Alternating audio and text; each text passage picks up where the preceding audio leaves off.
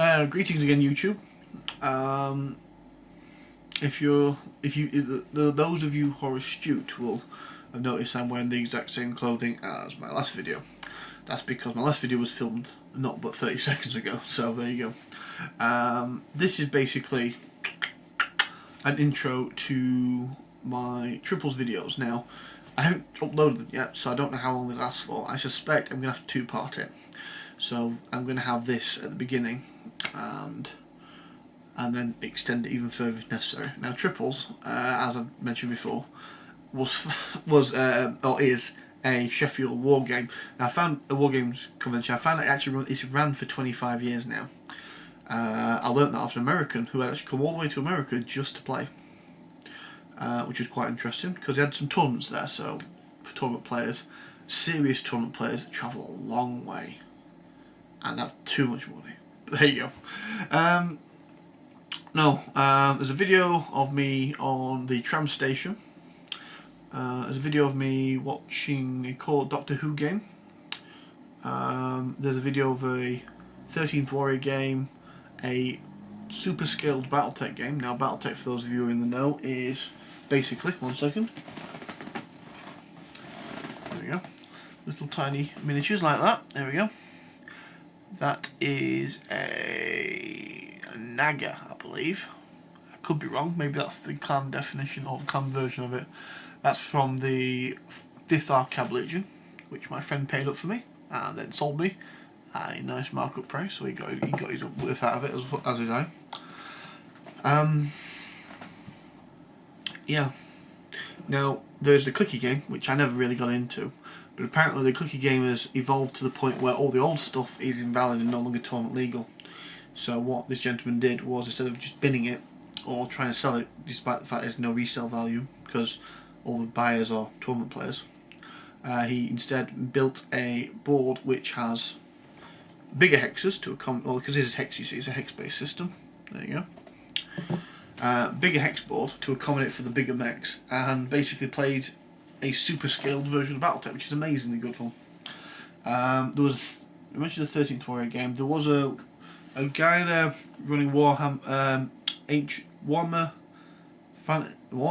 Battles using the War Master rules. Now, as far as I can tell, these guys have always been there every year running War Master, so this is the first time I've actually used it for historical gaming. Oh, and I think I also got some pictures of the Civil War, maybe British Civil War as well. I do apologise that the video footage I have got is not as good as I'd like. This is my first time taking the camera outside, as it were, and I was a little scared to start with of, well, getting nicked basically, or getting damaged, or having clutter everything up, or poking it in people's faces, and basically it sat in my pocket for most of the convention, which is a shame really, because I had intended to take a lot more footage, but I have learnt now that you can get away with a lot more. People aren't as likely to just jump before a camcorder, as I've learnt. Yeah, the actual convention was good. The attendance was down, unfortunately, compared to what it normally is. I went on Saturday, and Saturday's normally heaving, and there was a fair amount of walking space between stores, which is not normal. Normally having to fight your way through. I picked up some role-playing books. I don't know why. I always go to a wargaming convention and pick up role-playing books, but I do. Probably because there's one stand that sells some really good second-hand stuff and really ancient stuff. I've picked up some Grimtooth books. I got a copy of the Warlock of Firetop Mountain board game, which I've played and is great fun. All in all, I enjoyed it. I mean, here's the thing. If you go into a wargaming convention, I suspect one of 4 things will happen. Okay? The first is you go for the tournaments that are taking place there, and you go and you're there all day, possibly for the weekend if it's a weekend tournament, and you have a right old time, because tournaments are great fun. Even the few that I've taken part in have been huge fun. 2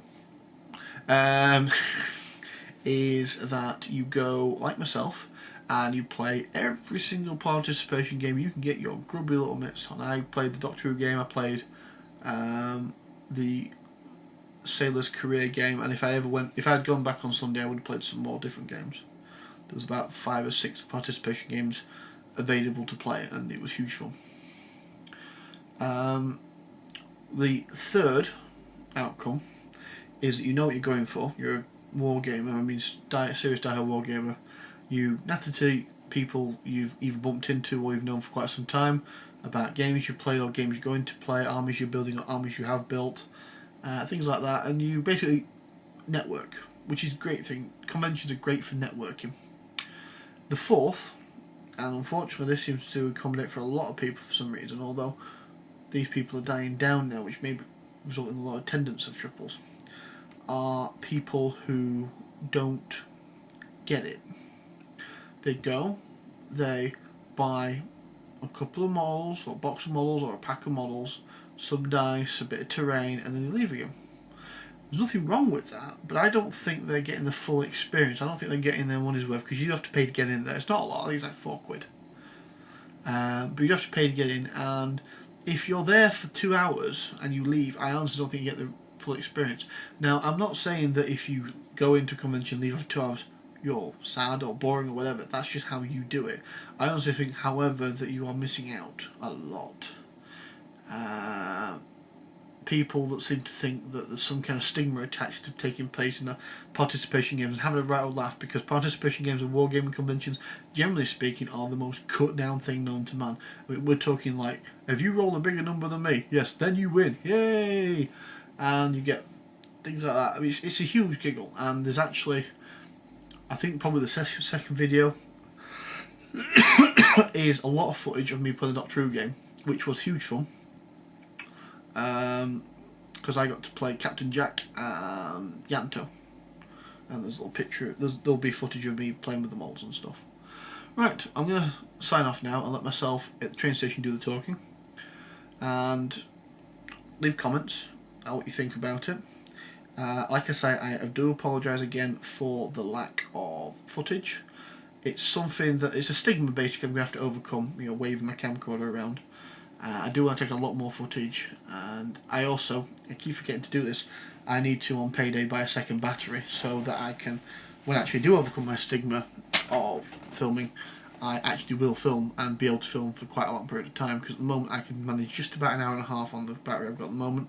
That's continual filming, on and off, 2.5, 3 hours. Okay then, see you later, bye bye.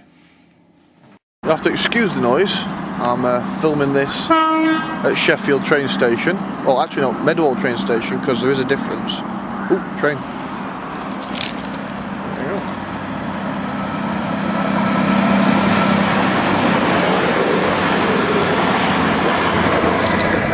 Right.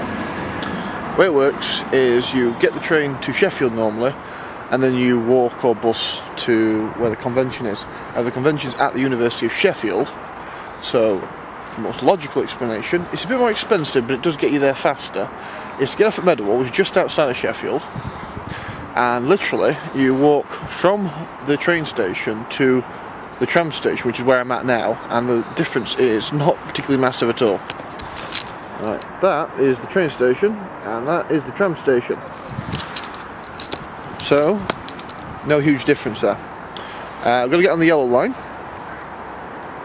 and that will take us to the University of Sheffield and literally drop me outside the front door. Okay then, and it's cold as well, but it's England, so what do you expect? Bye. There we go, the Battle of Zama. There we go. Use one master age rules, one last age rule. Yep. Right.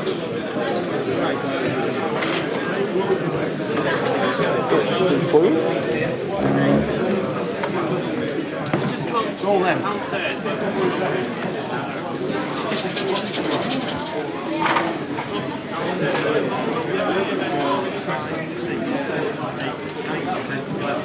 think they're gone. So you've got two, okay.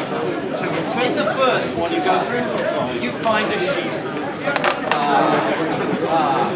In the second one you get 3 chances of find a give you one. Can I remember them? On average.